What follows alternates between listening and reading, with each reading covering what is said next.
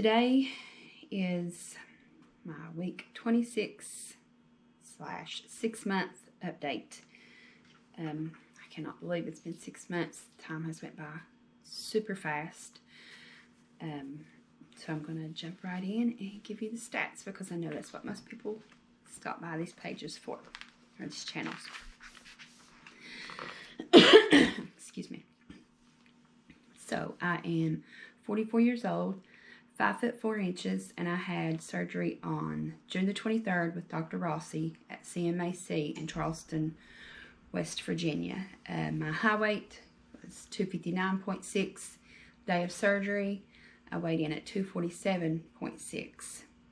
Last week I had a gain. I think it was like 0.8. And the beginning of this month, I had another small gain. It was a little larger than that. It's like 1.4. But last week I weighed in at 181. And today I weighed in at 177.6. So that came down, and it's like it's starting to be a pattern, up and down, up and down. But I mean, as most of you all know, your weight fluctuates, and it can fluctuate daily. So I didn't let myself get too upset when I seen those gains, because for one, I had started strength training, and I know what that can do to the scale. Not to say that I gained 1.4 pounds of lean muscle mass in a week's time, but no. But when you strength train particularly, and you're targeting a muscle group, during that workout, you're actually damaging that muscle. I mean, that's just what happens. And then as it repairs, it can cause some fluid retention around that muscle. It's just a way of like protection that your body just naturally does for healing and things. So I didn't put too much emphasis on those gains, knowing that. And so, I mean, the weight came back down, like I suspected, so thank goodness for that. Sorry, y'all. What's wrong with me suddenly? But I weighed in at 177.6, which means I am down 3.4 from last week. I'm down 82 pounds from my high weight and 70 pounds since surgery. My goal weight is 140 as of right now. That may or may not change. I know I say that in every video, but in case you hadn't caught my other videos, I know what 140 looks like on me years ago and a couple kids ago. As you age, you tend to carry your weight differently. I can say 100% certain. I am 100% certain that I for sure carry my weight differently. As I've gotten older, I noticed that I gain weight in places where I didn't used to gain weight. So there's that. And it's harder for me to lose weight in some areas than others, which my belly's always been a struggle for me. But it is what it is. I mean, our bodies are magnificent in that way, especially for you females. Like, I mean, we grow people and shit, y'all. Like, we're badass. Just always remember that, okay? But this week's weigh-in means that I am 37.6 pounds away from my goal, if my goal remains at 140. Time will tell. And as I mentioned, today is also my 6-month update, which means I did some measurements today. I also did some like full body pictures that I will try my best to remember to insert. Okay, so instead of coming at y'all with a bunch of numbers and just sounding like I'm rambling, I'm not going to give you every measurement from the past 6 months, okay? What I'm going to do is I'm going to just tell you the inches lost in each area and then my total. And this is since the day of surgery I measured. This is not from my high weight. Okay, so since June the 23rd, not only have I lost 70 pounds, I have also lost 4.5 inches on my right arm, 5 inches on my left. Now, this is like my bicep area. Bicep. I can't talk right today. Legs. This is my thigh. Some of y'all might think it sounds crazy, but I mean, maybe not. It's important to measure in the same spot. So, I mean, what I do is I just like find a mole or something and go by that. But for my thighs, I have a thigh tattoo. And so there's this one particular point on that tattoo that I measure on that spot. And then I just kind of go over straight to the other thigh. My neck, I go by. There's a mole there somewhere. Maybe back here that I go by. So that's just a tip to keep your measurements, you know, on point every month, or however often you do your measurements, if you even do them all at all, which I highly suggest, because as you can see with my numbers that I gave you from the scale, the weight on the scale can trick you sometimes, y'all. So don't let that be your only factor to determine your progress. Do your measurements, take your pictures, and pay really close attention to how your clothes fit. Okay. So legs, which I said all that to say, you know, I measure my thighs and thighs only. My right thigh, I've lost 8 inches. Left thigh, 8 inches as well. My neck, I've lost a total of 2.5 inches. My waist, I measure 3 different areas. The top of my belly, like it kind of protrudes a little, and it started doing that actually while I was pregnant with my oldest daughter, and it just kind of stayed that way. So I just was curious and like how the weight loss was going to affect that area, so I measured that at my belly button, and then my lower waist. I do have the apron belly, the loose skin. I mean, I grew 4 people in there, and my weight has went up and down, lost and gained, you know, pretty massive amounts of weight over the years. So yeah, I have the skin there, and I mainly measure the bottom just as a way to kind of like keep track of the skin mainly. So I don't know why, I just do. So the upper part of my belly, since the day of surgery, I have lost 12.5 inches. The middle at my belly button, I've lost 12, and then the bottom, the lower part, I've lost 11. Hips, I've lost 8.5 inches, and my bust, no surprise, also lost 8.5 inches there. Since my last update with my measurements, which I did remember to do on month 5, I have lost 6 inches. That's a combination of just everywhere. But get this, y'all. This is another reason why you should take your measurements and just pay attention to your clothes and don't let the scale be your only factor. Had I taken these measurements or done these calculations last week, I definitely wouldn't have been upset over the little jump on the scale, because since the day of surgery, your girl has lost a total of 80.5 inches total body. All right. That seriously just blows my mind. So, what have I done differently this week? Well, I'm glad you asked. Hold on. Sorry about that. My throat's getting scratchy.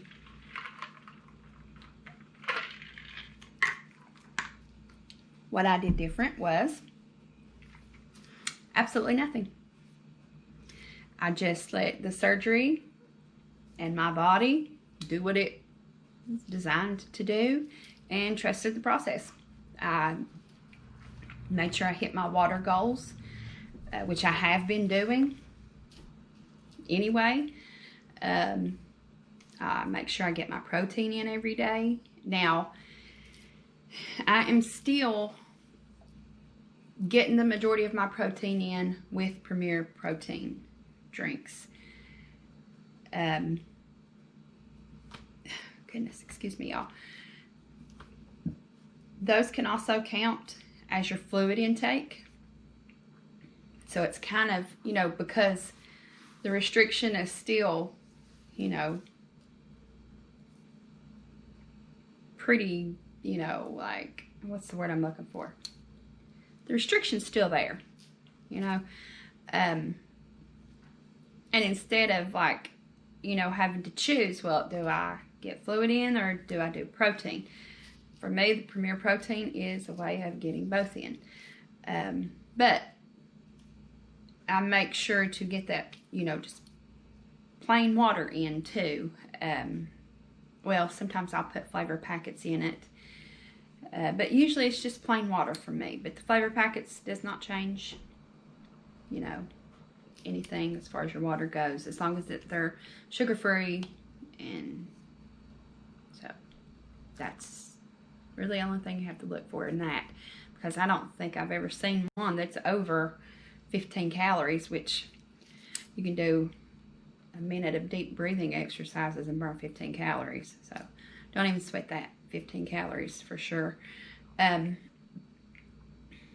So yeah, I mean, I'm basically doing everything the same, and I'm not gonna lie to you, I do drink more than I eat because I can get some calories from the protein shakes. Water is super important, not just for hydration, but for your weight loss. And most days, y'all, I just can't get in the food and the water. So the protein shakes are still my go-to. I still eat the sugar-free popsicles. I go through, I don't know, I'm gonna say probably a bag every 3 or 4 days. I mean, yeah, I love them. And they quench my thirst when, you know, like maybe I might not be able to get as much fluid in as I'd like. Maybe it's too soon after I've ate and I just need something. I'll take a few bites of a sugar-free popsicle and it hits the spot and helps a lot. I've not noticed any increased hunger since adding strength training, which I find very odd because it's super normal, like, for exercise to increase your hunger. Because, well, I mean, anytime you have increased activity, your body needs more fuel, aka food. But I mean, you still need to remain in a deficit, obviously, because if you don't remain in a deficit while exercising, then your body's just going to use what you recently ate for that fuel. But if you keep yourself in a deficit, or if you can even like get your workout in while fasted, your body will grab onto, you know, stored sources of energy for the extra fuel, which is, you know, your fat, stored fat. And as much as we don't want to admit it, or not admit it, much as we hate it, muscle. It can grab your lean muscle mass, which is why I feel it's super important to do some kind of strength training. Like I said before, I don't mean you have to hit the gym and work out like the Hulk. You don't want to hurt yourself because, again, you know, as weight loss surgery patients, bariatric patients, we struggle to get in enough calories day to day as is. So just something light and pace yourself. Don't try to move too fast because you'll either be laid out on the floor or hurt yourself, guys. And it just, you know, and that will put even a larger stall on your progress if you can't, you know, get off your ass and do anything at all. So be careful with that. Just a weight that is just heavy enough to make you feel a little challenged after, say, 2 sets of 10 of each exercise is usually a good place to start. Okay, y'all, so I'm not sure where I left off. My daughter stopped by, and I was talking about exercise. Lifting weights in particular. As bariatric patients, not being able to getting enough calories to compensate or to justify what I would consider a heavy lift session, it's probably not going to happen. Like, none of us are there. Myself included. That's not the way we're going to be working out whenever they encourage you to alternate muscle groups. Because, if you think about it, even if you are just going for a walk every day, that's total body and dependent on how you push yourself even during that walk. If it becomes a cardio, if you're going for a brisk walk, or there's a lot of different factors that play into that. If you're walking up hills, but either way, it can be considered a leg day. So, and the same fitness instructors or exercise physiologists or whatever name they attach to themselves will tell you, walk daily, walk this many steps a day, walk this amount of time a day at this pace a day. But then we'll turn around and tell you, skip and alternate muscle groups. But when you walk every day, it's the same muscle group. So I don't know, that's just how my mind does. My mind, I tend to analyze a lot of things, everything. And then you have people that do a certain type of work, like construction workers. They are working the same muscle group daily, and their arms look buff as hell most of the time, if their diet is right. So I don't know, it's just do your own research. I mainly switch it up. I'm not to say that I disagree with the whole concept of muscle confusion, because I do, but I don't think that, doing full body every day is necessarily going to mess anything up either at the same time. So just find what works for you and do that, boo. I know I say that a lot, but it holds true. Just like I don't think that any one way or style of eating is going to work for everybody. Everybody can't do keto. Everybody can't stick with keto. And for health reasons, everybody can't fast. So, yeah, just find something that works with you and be consistent with that. That is really the key, is consistency. And once you can do that and you develop that habit, it'll feel more natural. It'll just be like getting up and brushing your teeth. But I do think it's a good idea to switch things up periodically, if not for muscle confusion, just to keep you from getting bored, really. I like it when exercise is something that I look forward to and that I enjoy, and not something that feels like a chore. And when it begins, for me, because by the way, I actually enjoy working out. What I actually love is the feeling after a good workout, and it can be quite addictive. I'm just saying, but I can tell it's time to switch it up and move some things around when I start feeling like I'm dreading working out.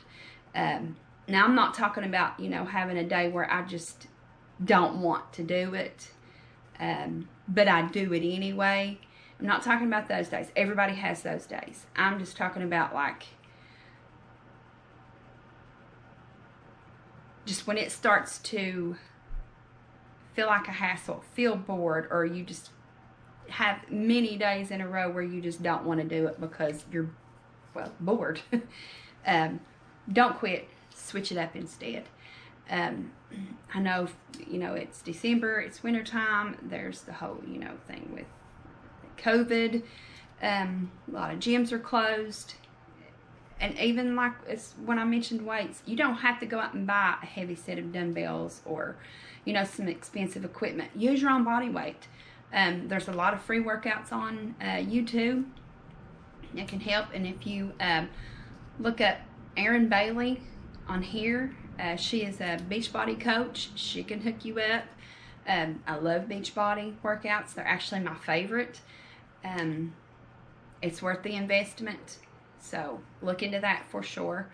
As far as steps go, I get in my steps around my house, just walking around my house. Now, sure, I can go outside and get in the same amount of steps a lot quicker because there's no obstacles out there like, you know, my dining room table, couch, and etc.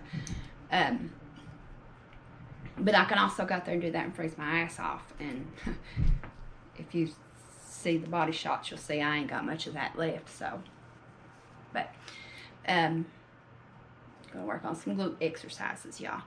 But yeah, just find things that you can do to get up and get moving around. Play charades with your family. Just find ways to get up and be active and do something, okay? So that's where I'm at with the changes that I'm incorporating now. Is I have decided to just go ahead and push through with the working out and just gradually build on it. If you caught my last video, you'll see I was kind of at a crossroads, not knowing what to do. I've been getting kind of antsy with wanting to get back into lifting and some harder workouts. I'm going to progress towards that, work up slowly, which is what you should do anyway. But what I was tossing around was, do I go ahead and do that? Do I wait until the honeymoon phase from, you know, VSG is over and let the surgery do what it's supposed to do? Or do I go ahead and start this and you know, let the exercise increase my hunger when the surgery was meant to decrease my hunger? Am I just basically effing up everything the surgery was supposed to do? And I was just like, couldn't decide. So I'm going to go ahead and move forward with the working out, go gradually, ease into it, do what I feel like I can do with the calories that I'm able to get in, push myself just past that. And if the hunger increases, I'm just going to make sure that I eat some healthy, lean protein and leafy vegetables, and basically the way I'm eating now. So it'll balance itself out. Just trust the process and trust your body, trust yourself. Find a program with your eating and your exercising that works for you, and be consistent with that.